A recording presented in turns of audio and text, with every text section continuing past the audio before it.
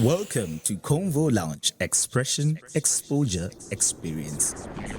Convo Lounge Expression Exposure Experience as we continue to have conversations that drive social and economic growth. We're so grateful to have you joining and engaging us on our different social media platforms using the hashtag and handle at Convo Lounge Africa. And remember to subscribe to be part of our community. Officially, another brand new episode of the Convo Lounge podcast. Welcome to it. We are going to continue having, these different conversations as we try to provide solutions and have conversations around the unemployment problem in our country, in our economy, how we could possibly bring, solutions to the problem that we see happening in our economy. And I have here today a very good friend of the podcast, I'll call you that. And thank you very much for joining us, Professor JP. Allow me to call you that. And we first met at the Engineering Week Forum, where you had a presentation on work integrated learning, and we thought this is a very great concept that we would like to have a bit more conversations on, so that we could understand how it could possibly bring solutions to the problem of unemployment that is within our economy. Perhaps maybe we could start off conversation by getting a bit of an introduction from you. I tried to bring your 40 years plus of work and compress it into 2 minutes for introduction. So I didn't do a good job at it. So I'm going to allow you to introduce yourself. Maybe you could do a better job at it. Well, thank you very much for the invitation to be on your show, and hello to all viewers. You asked me to compress 40 years into 2 minutes. I'd rather compress it into 30 seconds and just say that for most of my career, I've worked on transforming cities to host change, to be able to incubate change and to be able to manage change more easily. And the kind of change that Botswana is embarked on right now, from a resource-intensive economy to a human capital-based economy, requires adjustments throughout the society. And it requires many different sectors to see value in one another. Yes. So doing that kind of work, which is really impossible work, is what I've been doing. Yeah. For most of my career. Yes. So let's look at maybe currently right now, there's always been a decry when it comes to this issue of unemployment, of a skills mismatch between what the quality of the students that are being released by higher education institutions and what the industry really require. And then the question that we could ask ourselves, if there is a problem with the education system, or what is the problem? I think it's very easy to point fingers in a situation like that. Yeah. But very difficult to get different stakeholders, such as educators and employers, to agree on a satisfactory solution. So rather than encourage viewers to kick the can down the road and then have it kicked back by the employers, I would ask you to consider the great difficulties that are faced by a university, such as our national university. It really has to play a part in 3 different systems. Yeah. One system is a system of education, which goes way beyond the university and is now a lifelong learning scenario. And the system of education really determines how good the university can be. The university does not create it, the university draws from it. Mm. The second system is the system of science, the system of research.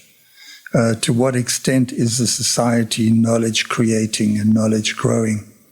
And again, the university, although it does a lot of research, it hosts a lot of research, is not the national system of research. Yeah. So the health of the national system of research reflects directly on what the university can do. And finally, the university is part of the system of public goods. By that I mean things which citizens are entitled to And citizens are entitled to career opportunities. And the university can qualify you for a career opportunity. It can take you up to a certain point, but it cannot provide the career opportunity unless, of course, you want to go back and work in the university. Yeah. So the university is only as good as these three systems. So to point fingers at the university before understanding the health and the status and the management quality of those three national systems is not helpful. Yeah. But when you look back at how maybe the government of Botswana has really got to invest a lot on education. I mean, right now we have a workforce that has gone to one of the best universities in the world when you look at the past, right? And then we have been developing a lot of infrastructure that could possibly now feed back into development of the economy as a whole. Did we do enough to turn this investment on education to come now and work on the infrastructure that is already laid down in the economy so that it could be beneficial for us? Well, in my view, you have even done too much. Yeah. You may be ahead of yourself as a country because we often lose sight of the fact that Botswana is very young. Yeah. If Botswana were a human, you would be maybe an 11-year-old. Yeah. And this is not to say Botswana is immature. Botswana is very mature compared to most other countries in the world. But you had to come from a situation where you provided educational infrastructure almost from scratch. Yeah. And then you had to create a university because your access to a regional university was destroyed by the seizure of that university by the government of Lesotho at that time. And we all know the story of how the University of Botswana was crowdfunded. Yeah. But that is merely 40 years ago.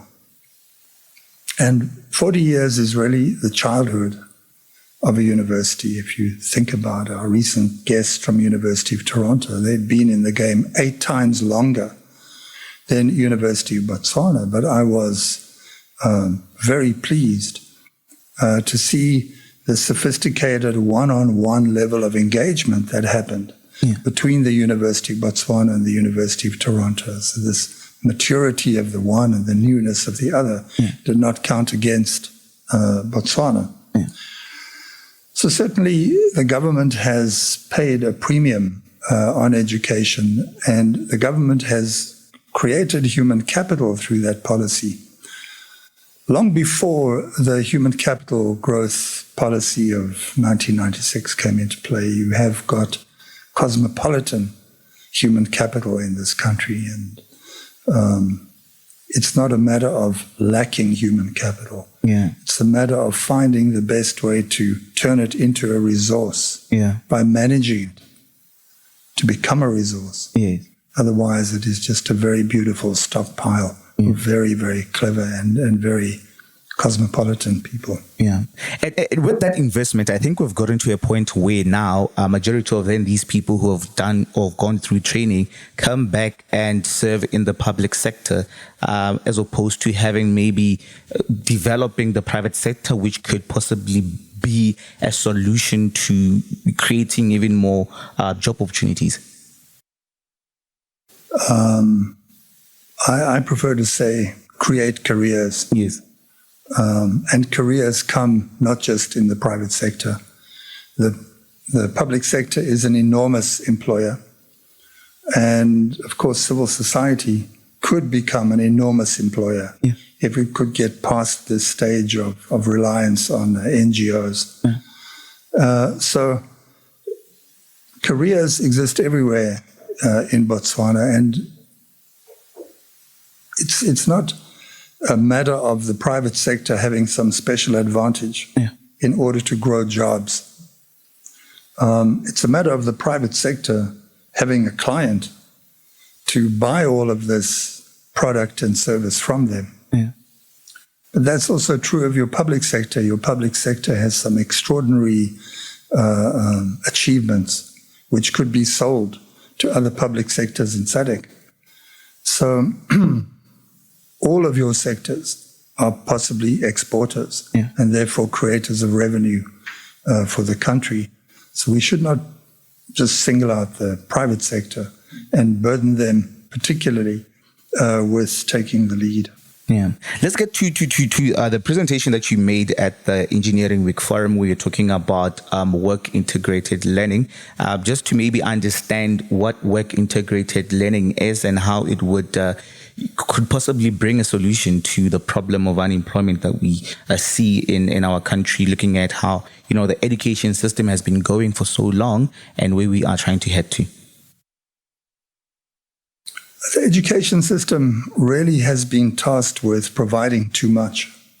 It's like tasking your obstetrician with raising your child and doing the 21st birthday and so on. And work integrated learning wants to make use of the many different learning sites that are available in this country through experiential learning process.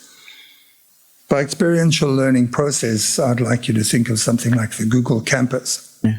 The Google campus is not about classrooms and curricula and certificates. Yeah. It's about bringing together very powerful, smaller organizations with strong ideas and putting them into a large network and into an incubational environment. Now, if you think about the Google campus as a model, and it's not a very complex or difficult model, your private sector right now contains all of the cutting edge knowledge, equipment, expertise, because it needs to grow into human capital economy. It needs to export. And so the investment in knowledge in the private sector is far higher than the investment in knowledge in parts of the education system.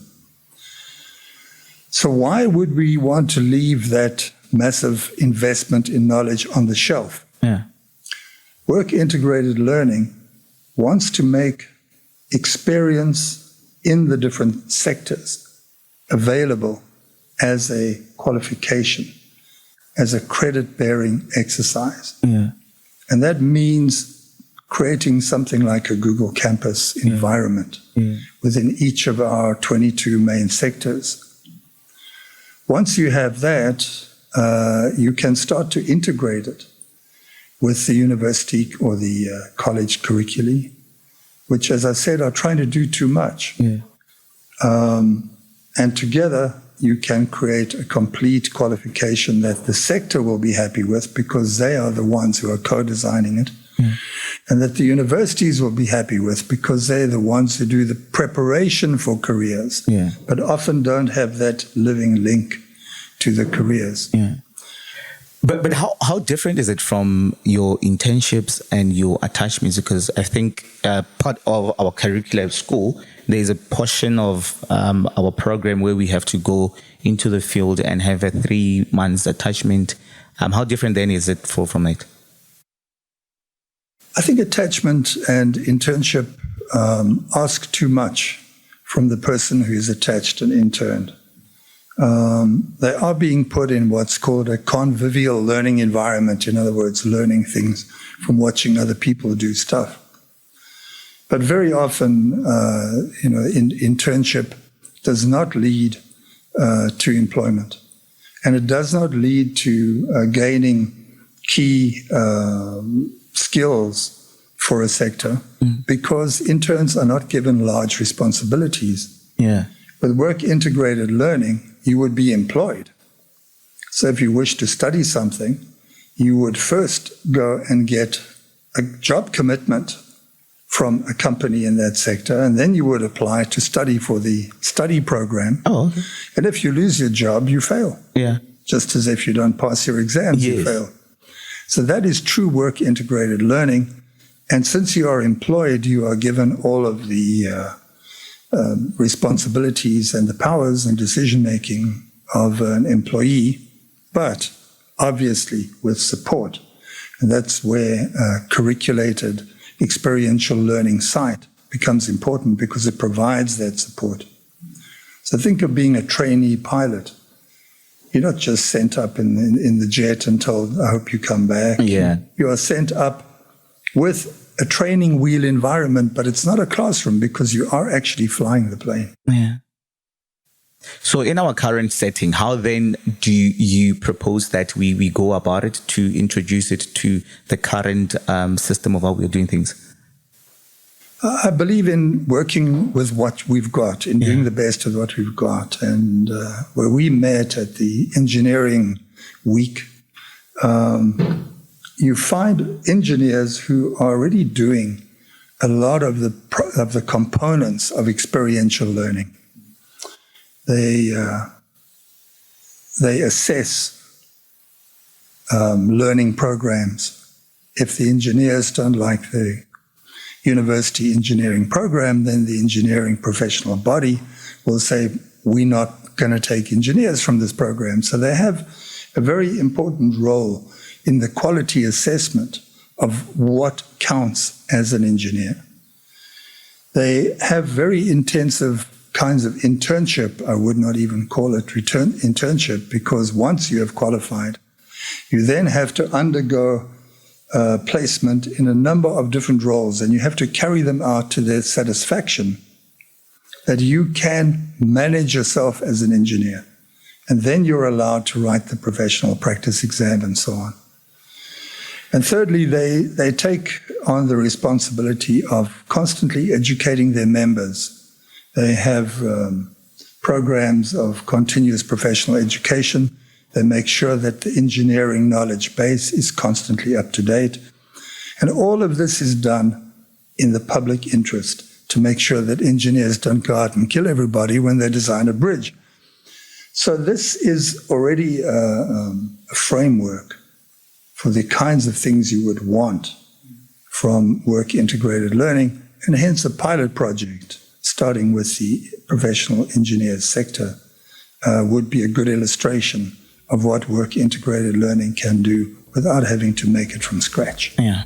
All right, let's go for a quick break, and then when we come back, we're going to continue our conversation here on the Convo Lounge podcast as we are continuing to have these different conversations around the issues of unemployment within our economy, how we could possibly bring solutions to this problem. Let's go for a quick break. When we come back, we're going to continue. Convo Lounge, expression, exposure, experience. Welcome back to the Convo Lounge podcast, and remember to engage us on our different social media platforms using the hashtag and handle at Convo Lounge Africa, or use our WhatsApp line +267 76 51 992. We're here on the Convo Lounge podcast today, continue our conversation around work integrated learning and how it could possibly be a solution to the problem of unemployment in our economy. And just before we went to the break, we're still having a conversation of how we could possibly go about it into introducing it to the economy. Earlier on, you mentioned that there are about 22 other sectors that we could actually tap into that. But my question then would be, which one would be easier or quicker for us to pilot with, so that we could understand if it's going to work, look at the problems that are there and try to solve it before you can replicate it to other sectors? Yeah, I think the secret there is to find a sector that is already doing most of the things that you want it to do in order to become an accreditable experiential learning site. Yeah. Obviously, the engineering sector does it, and every other profession governed by a professional body does it. But we have to look at areas that are very much also in the national interest. So in Botswana, our bioeconomy, which is health, environment, agriculture, etc., is probably our biggest knowledge-driven and human capital-based sector. So it would be important to do something in agriculture, because agriculture allows for a number of solutions which are used now, but they really haven't been formalized. They haven't been clearly articulated and supported. And I would say another is something that some people regard as a problem child, and that is manufacturing. When we talk about manufacturing, we think of manufacturing steam trains, like the things behind us. But today, manufacturing is more or less monopolized by China, by Vietnam, when it comes to consumer goods and precision electronics and so on. So our really important opportunities in manufacturing will be niche type of opportunities and things that are very design intensive, things that are driven by skills that are not available everywhere else in the world. Yeah. An example of that would be, say, the fact that most Formula One cars and competition automobiles come from a little triangular area in the UK. Everybody is there. And that's because it concentrates skills for that kind of unique automobile. And the same is true of northern Italy. You don't have a farming economy, and then suddenly they're making plows and tractors and so on. You have a farming economy, and then they're making high fashion in Milan, world-class films, Lamborghinis and Ferraris and Ducati and so on. So this kind of manufacturing is something we want to leap to. And manufacturing of content in the creative industries, films, music content, and so on. Yeah. That is definitely a form of manufacturing that is human capital intensive. Yes. So if we broaden our understanding of manufacturing, let's say manufacturing should be the third one, along with agriculture Yes. and the professions. Yes. So what I pick from what you're saying is then work integrated learning could be a catalyst for innovation, and how would it then enhance creativity in that space? Well, work integrated learning always follows in the footsteps of the smarter sectors. And by smarter, I mean sectors that are aware that they originate knowledge and aware that they need to manage that knowledge if it's going to be an asset, because nothing that's not managed can be an asset. And once they have that, they can grow that knowledge and redesign that knowledge for export into the SADC region. So we always think of export as a product, a bag of flour or something. Yeah. But strictly speaking, the greatest export in the SADC region would be for us to provide access to our knowledge base, and then for people to import themselves and their money and spend their money on working with us, on startups, on learning, on research, etc. The greatest export for Botswana would be to become a net exporter of skills, learning, and qualifications, Yes. i.e. a net importer of other countries' money. Yes. Because when you look now, the current state that is happening, we see a lot of nurses now, or people in the health sector, leaving Botswana to your UKs, and that is something that I think we are slowly losing, high value talent in the country, which could be, coming back to develop these different sectors that we talk about. That could be temporary, because most countries in the Western-dominated economies have a surplus of jobs. There just are not enough people to get into the jobs. Yeah. So they're offering free training, and they're accelerating all the qualifications that they need. There are a lot of jobs and very few people. Yeah. I think that is the result of maybe a distortion that crept in and will correct itself. So I don't see us becoming like Philippines or Cuba, where we create whole sectors and export them. Yeah. But then on the other hand, better to have brain drain than brain down the drain, because we are only 2.3 million people. Yeah. What do you do when there's sort of one nurse per 150 people? In Italy, there's one architect per 400 people. So there's definitely an oversupply of design. Yeah. We need to really balance the export of services such that people can come here for health services in a health hub and fully employ our nurses here and pay for that with foreign currency. So we need to really think of ourselves as exporting through importing people in need of our services. Yeah. So what would you say that would be the challenge with the system of learning? I assume there should be some sort of challenge that we should be prepared for. every change has a challenge. The biggest challenge in change is to keep the stakeholders of the process seeing value in one another, and not deciding they should go alone. In adopting a common method so that they all come with an agreed upon approach.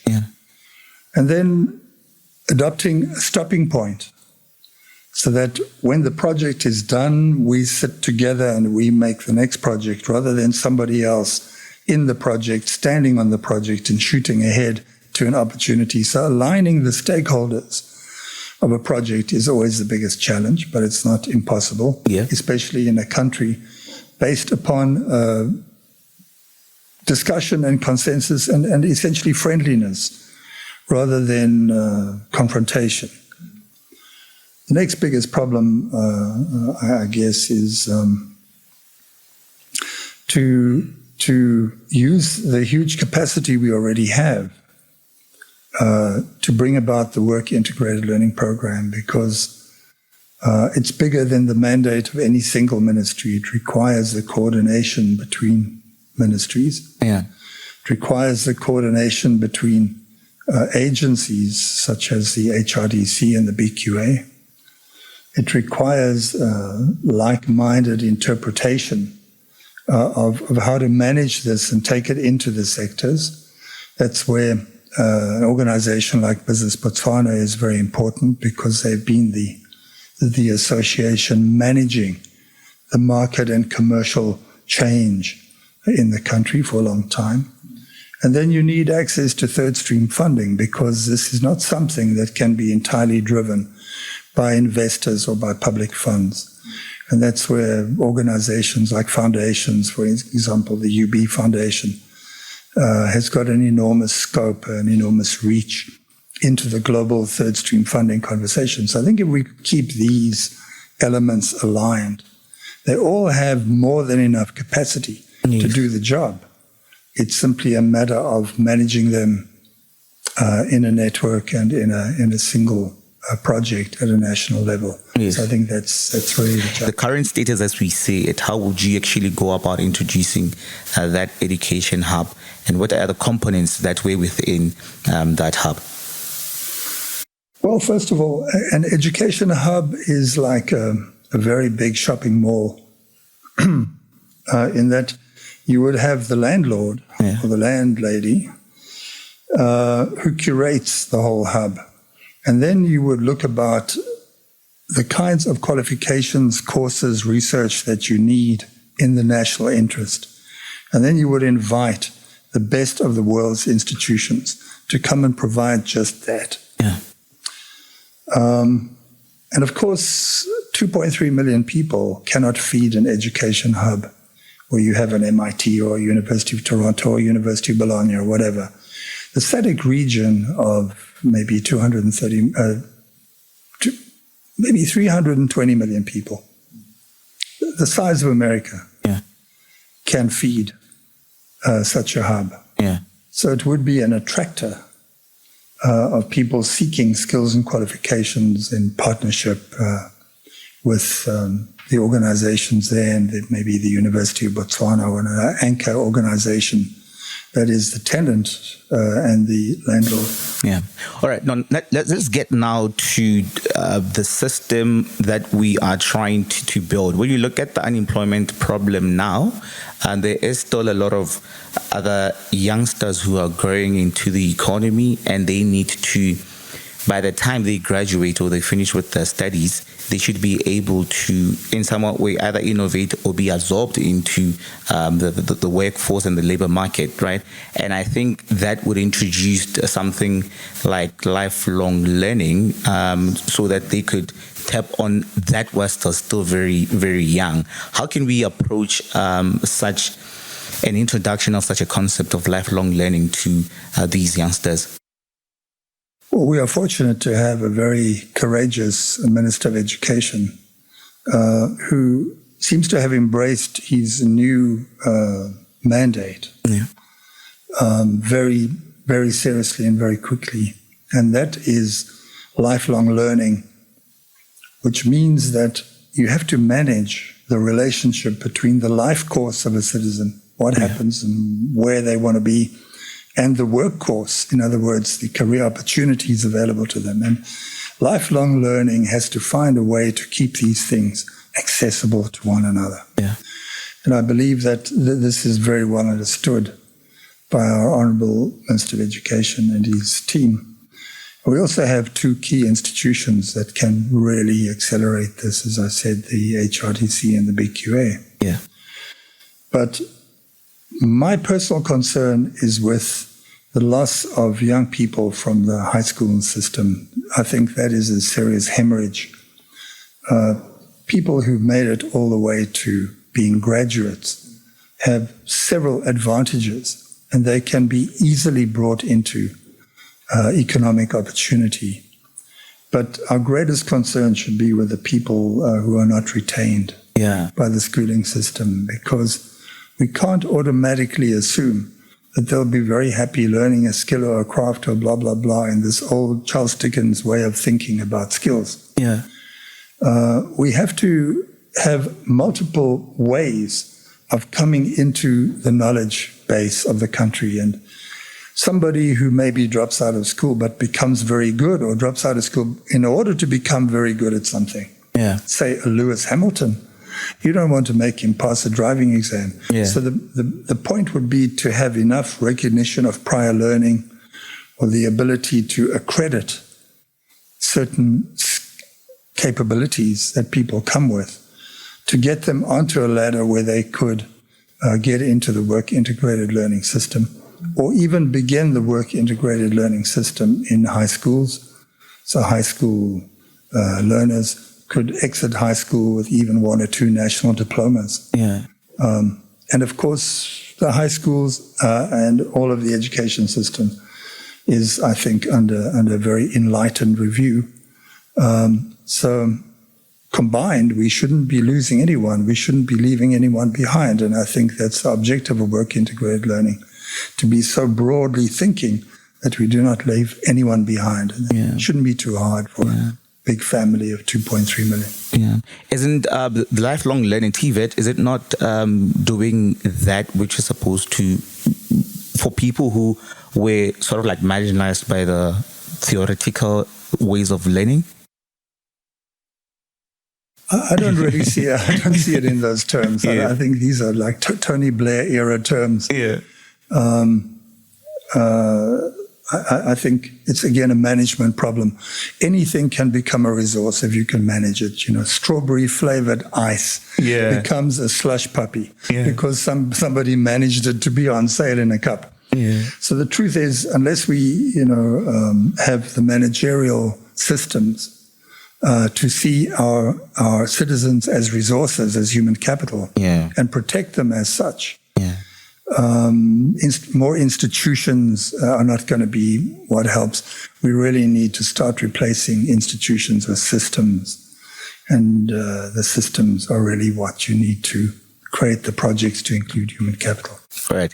Thank you very much for having a conversation with us, Prof. Just in closing, your last words to our dear viewers and listeners on how, we could approach this so that we could, all of us, have some sort of ownership or contribution to making this a success.